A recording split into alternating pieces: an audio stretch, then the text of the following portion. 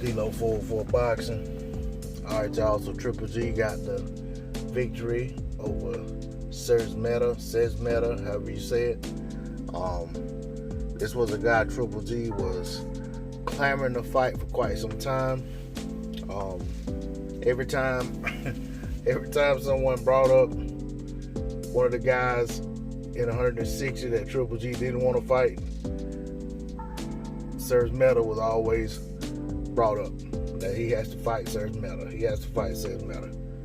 Well, that was a fight going into that it wasn't even worth the trouble to make a prediction video on, just for the fact that, I mean, anyone worth his salt that knows anything about boxing knew the outcome of that fight was going to be a stoppage. The question was, could you guess what round it was going to be stopped in? For me, when I made my pick on Champ Ross, I think I picked the 4th or 5th round. Mike on Sports asked me, I think it was yesterday, when I called into his show, and I think I told him I was going with the 4th round.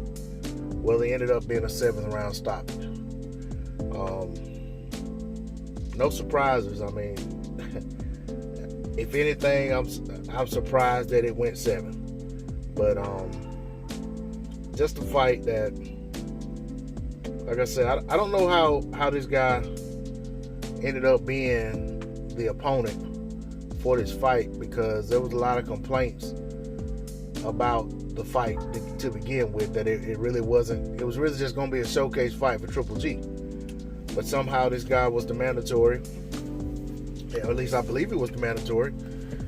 And Triple G finally got his man, got the guy he wanted to fight, and now all of a sudden Triple G's back to knocking people out again.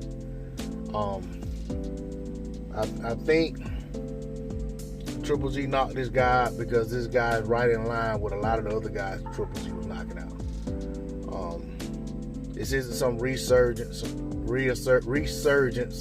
of Triple G as a, as some Terminator knockout artist or anything like that. His chin has remained solid. That's the one thing that's been constant for him.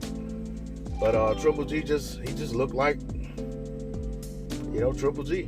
I mean, I think if you throw Sergey Derevyanchenko back in there with him again, it would have been another tough fight. But against a guy like this guy, Triple G is going to get the job done, and he's going to look impressive.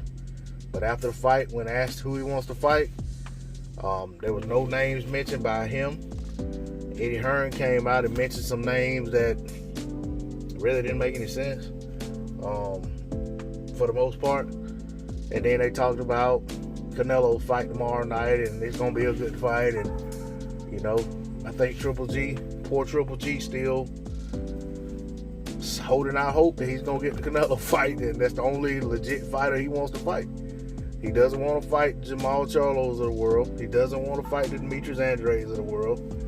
Not sure he even wants to fight Billy Joe Saunders, who was at 168. Not sure why Eddie mentioned him, but I just don't know. But we'll see what Triple G does when the opportunity presents itself. But I think it's going to be more of the same. More of him shaking his head, saying certain guys aren't the guy he wants to fight, not the right style, whatever it is. Some of the same nonsense Canelo says. Eddie Hearn says Triple G's earned the right to fight who he wants to fight at this point. Maybe so, whatever.